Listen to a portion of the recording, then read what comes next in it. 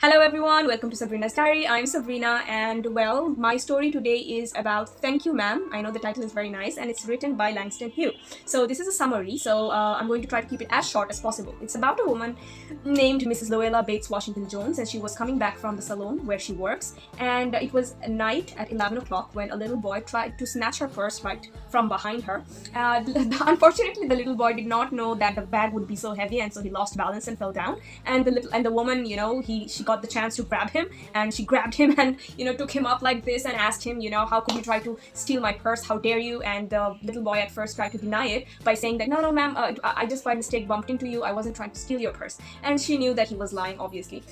So she asked him, who are you, what's your name, and who are your parents, from which she came to know that he doesn't have any parents and his name is Roger, and she kind of guessed his age would be around 14 to 15. So at first she immediately wanted to hand him over to the police, but later he saw, that the boy was really thin and had a dirty face and everything, so she kind of felt sympathetic towards the boy, but she didn't show it on her face. She was really angry at the boy, and she dragged him home with her, telling him that he needs to wash his face first before anything, even before going to jail. So he drags him against his will and takes him home and tells him to wash his face. And after washing his face, he sits down with the woman, and he actually gets a chance to run away, but this time he doesn't. He also starts to have a different feeling about the turn of events. So he sits down with the woman, and the woman asks him, why did you want to steal the money in the first place? And he said that, well, I wanted to buy some shoes. I wanted to buy some shoes. And she said, if you wanted to buy some shoes, you could have just asked. He was really surprised by this answer. Then she went on advising him and telling him, anything that you achieve or gain by doing something wrong to somebody else would actually come back to you even more badly, because God sees everything.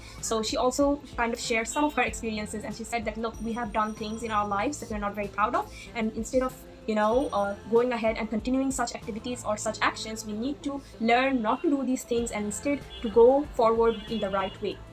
So then she cooks him some very good dinner, and he was so much emotional, and he felt so good. He tried to be nice to her, and he asked her if she needs anything that that he could bring from the market for her or anything. And she said, just don't worry about it, just sit, let me prepare dinner for you and we'll eat together.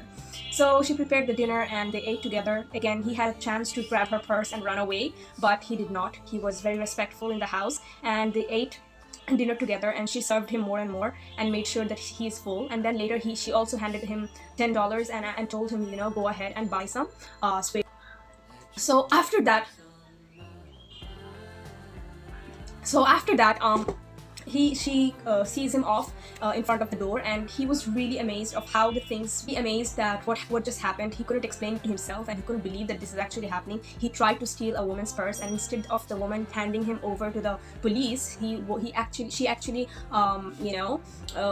was patient with him and advised him of not to do such things in the future, and also treated him well and fed him dinner and gave him money so that he could go ahead and buy those shoes that he wanted.